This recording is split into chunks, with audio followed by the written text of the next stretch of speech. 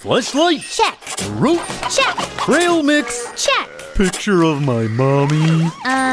Check. Now, will you tell me where we're going with all this stuff? We're going under the surface of the skin. Skin, skin, skin, skin, skin. Excuse me.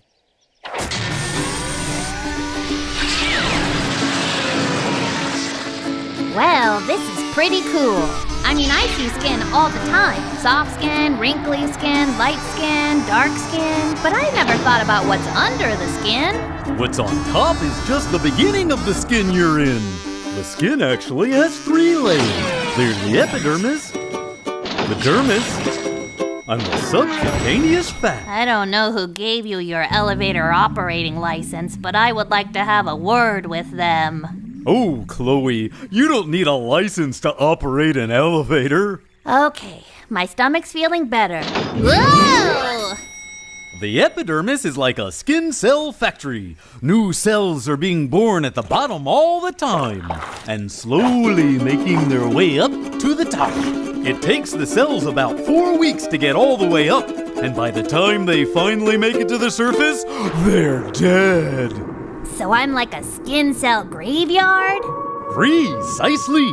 And you're shedding dead skin cells all the time. Wow, what else is up here? The epidermis also contains melanin, and it's what makes skin darker or lighter. The more melanin a person has, the darker their skin will be. Skin comes in many beautiful colors, like my lovely lavender sheen. I've heard melanin also helps protect you from the sun. It sure does, but even melanin can't do it all, and that's why we wear sunscreen to keep from getting burned.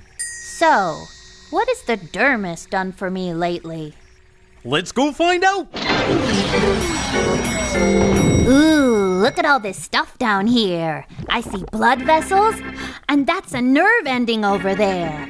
I know nerve endings send messages to the brain, but what is the skin trying to tell the brain? Well, it's a touchy subject. Okay, I'm going to guess that terrible pun means that this has to do with the sense of touch. Smarter and smarter you get. Think of all the things your skin touches. Rough tree bark, a cold snowball, a nice cup of hot chocolate. Nerve endings read all of these sensations and tell the brain and nervous system about them. Then the brain and nervous system decide if the body needs to respond. So if I touch something too hot, my nervous system tells my hand to move away from it? Exactly. Wow, I never knew my skin was so smart. And it doesn't just feel hot or cold. Your skin also detects other touches, like tickling. Hey, what are those things? Those are your beautiful, your glorious, your fabulous sweat and oil glands. They keep you wonderfully sticky and sweaty. Ew. Yes, but a good ooh. Oil glands, or sebaceous glands, make a sticky substance called sebum that moves up to the epidermis, where it creates an oily layer that protects and moistens your skin. Sebum also makes your skin a little waterproof. But what about the sweat glands? Oh, I'm so glad you asked. The sweat glands start here in the dermis, where they make sweat that travels up. Slowly, please. Up to the epidermis, where the sweat comes out of holes called pores. And the last stop on the skin layer express is the Subcutaneous fat. A little warning next time, maybe? Oh, fat. Sweet fat. Why do we need fat? The body needs some fat to cushion and help protect your bones and organs. This layer of fat also helps keep you nice and toasty warm. Nice. What else is down here? See that thing over there? I know what that is. That's a hair follicle. So the hair starts all the way down here? And goes all the way up here. I bet the hair does it at a more reasonable speed. Oh, I forgot. Near the base of the hair, there are little muscles called erector pili that tighten when you're cold and pull the hair so it stands up straight. It's called the pilometer reflex. Fancy word. And that's what makes all those little bumps pop up on your skin. You mean goosebumps? The very same. Remember those blood vessels we saw in the dermis? Yes. These ones! Yes, those ones.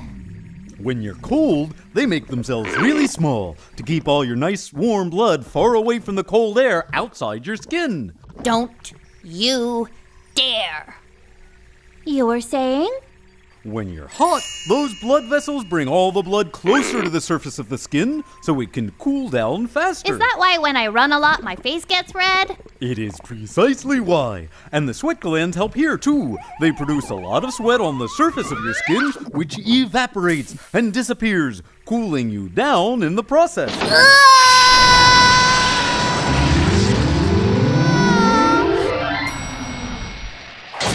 Next time, I'm driving.